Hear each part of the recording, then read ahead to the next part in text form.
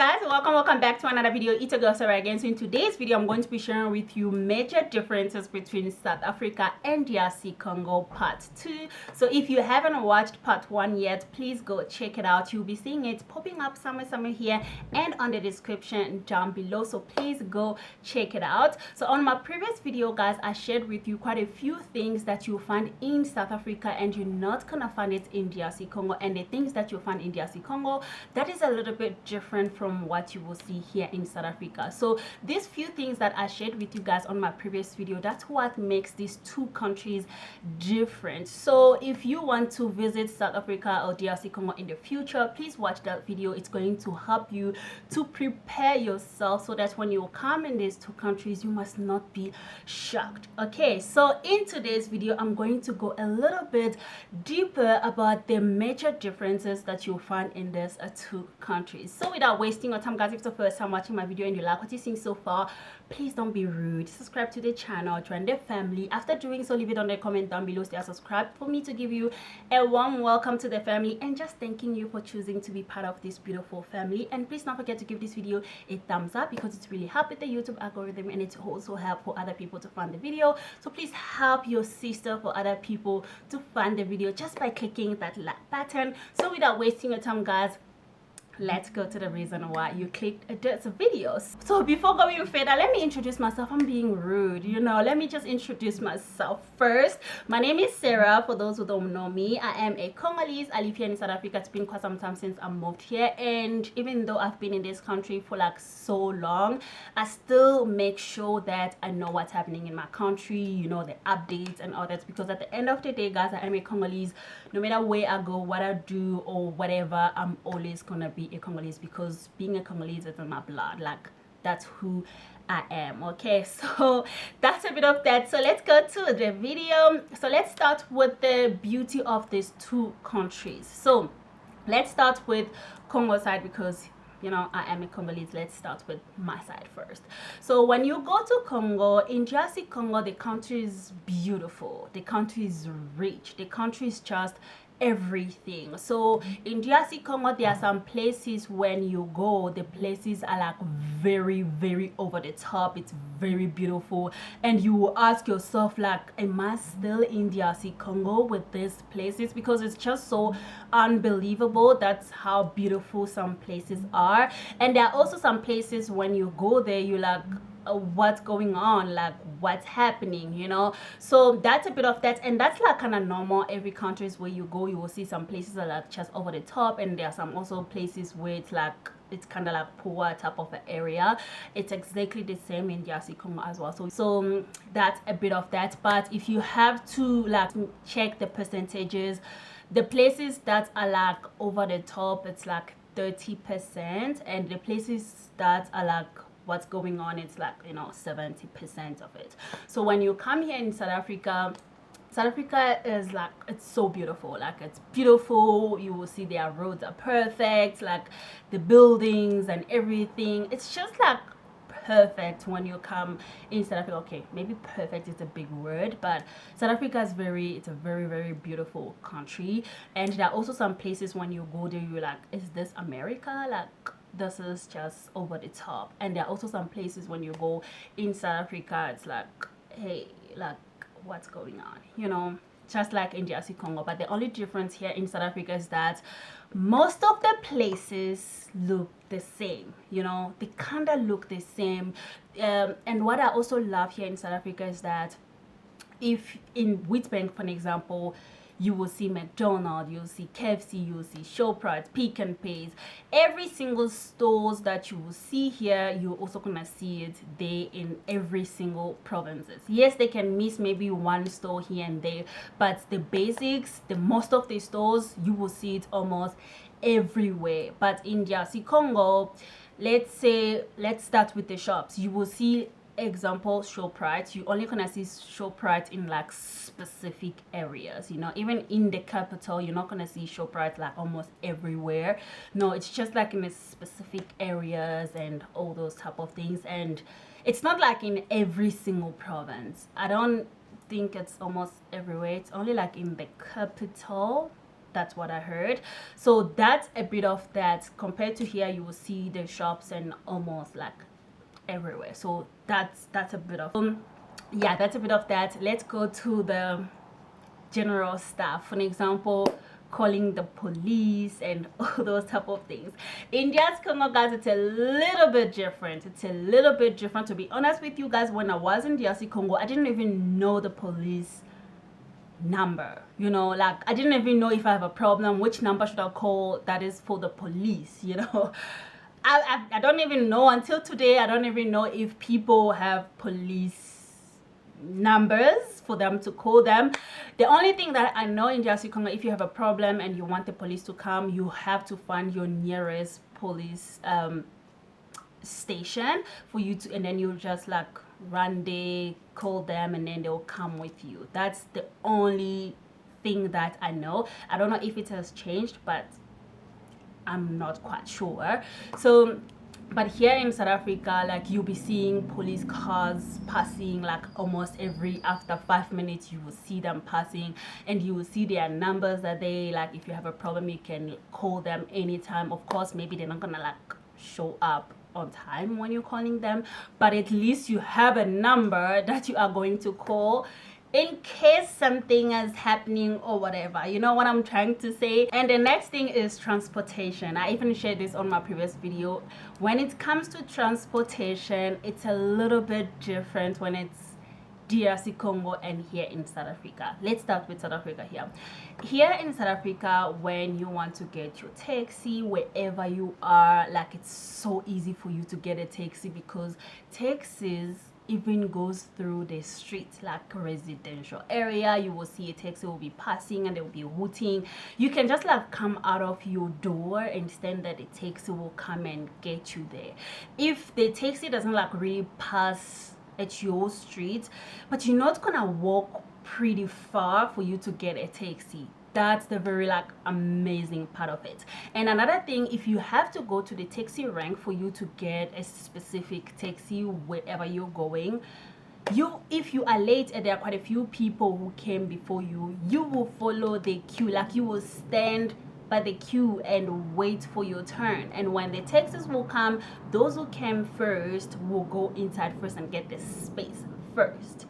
You know, like people respect that. Like you're not even gonna fight about it. It's automatically like you know that that's how things work, you know. In the DRC Congo, it's a little bit different. Like it's a little bit different, you know. Sometimes people stand by the queue and all that, but to be honest with you, our queue is just when the transport is not there yet.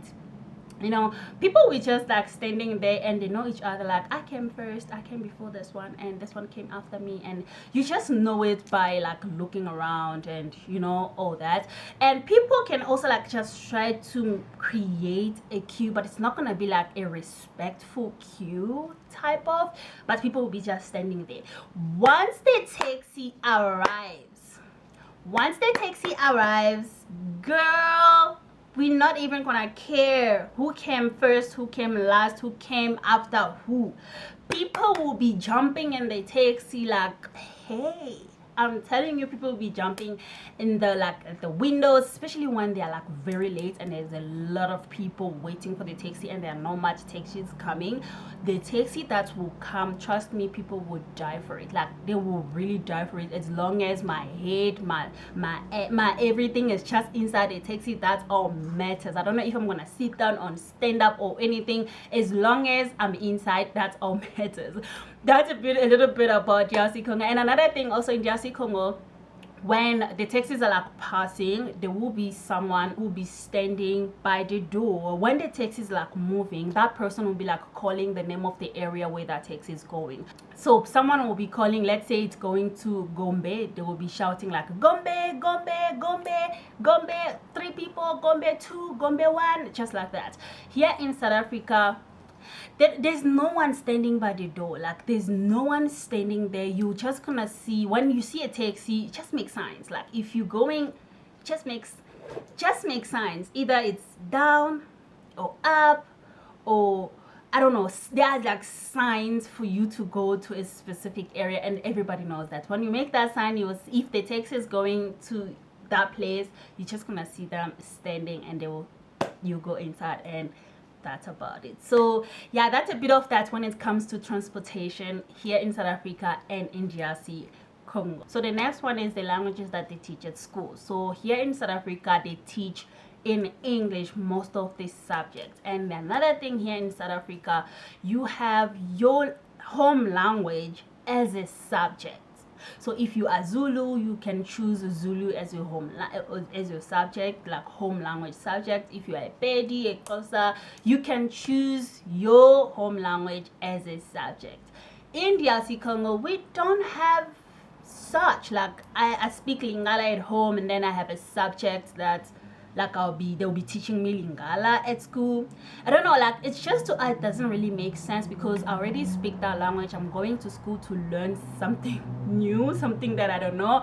Maybe they just expect you to know the language, and you don't have to go to school to, like, learn it again or something like that. I don't know, but yeah, that's a bit of that. In DRC Congo, you don't have a home language as a subject, but here you have a home language as a subject. But the worst thing also, okay, not even the worst thing, the surprising thing also about that home language as a subject, a lot of kids, a lot of students fail that home language. Like, they fail it. It's a little bit crazy to me. I also ask myself, like, how can you fail your home language? I know there's a lot of, they go a little bit deeper, big words when it comes to your home languages, but if I speak Lingala, how can I, like, fail Lingala? Like, how can I fail? So if you know, please leave it on the comment down below. Just, like, make it make sense. You know, maybe I'm taking it wrong or something. Just, you know, that's a bit of that. And the last one is local food. So when it comes to local food, Congo local food and South Africa local food are totally different type of food. In DRC Congo, our, like, street food, they have, especially if you're going to a specific, like, attraction area where, like, those things are happening, like a party type of attraction area. So most of the local food, they will be having, as we call it, liboke. So they will be having different types of meat. They'll put it inside, like, I mean, okay, I'll put some, they cook it inside those foil thingy, and then they put it into, like, fire outside and make it like that. It's so, when I tell you, it's, that thing is something else. It's something else. When you go to DRC Congo, ask the person that you are going to be visiting to take you to go eat liboke. I don't know if there is any English word for it, which I don't know. I don't think so. But just tell that person, can you please take me to go eat liboke? Trust me, that will be the only thing you'll be eating for the rest of your trip in DRC Congo, because it's just so amazing. It's amazing. It's everything. So there are different types of liboke. They'll be making the fish one, they'll be making the beef one, they'll be making the pork. Like, they'll be mixing different types of meat, and they'll be cooking it, like, separately. They're not gonna cook the whole type of meat in one liboke. So it's very, like, it's separate and different flavors, and it's just, like, everything. And we also have, like, they'll be frying it's fish, they'll be frying. They also make braai, but it's not really that popular back home, braai, but it's mostly fish, liboke, makayabu, the salted fish. Oh guys, when they're making that makayabu with pepper, onions, they know how to make it. Just everything. So, and we also eat our kwanga, you know, we also eat with kwanga. I'll be putting some pictures just for you guys to have, like, maybe an idea of what I'm talking about. But here, when you come to South Africa, most of the street food is braai. You know, braai, which is my favorite, guys. I eat braai every Friday, by the way. So braai is, like, the biggest. When people are talking about vibing on the weekend, they're talking about alcohol and braai, you know. That's the braai, and salsa and chakalaka, and they also have kebabs, which is not really famous, but it also happens. But mostly it's braai, like braai. And they also have kota. Oh my god. Okay, in DRC Congo, we don't have kota at all.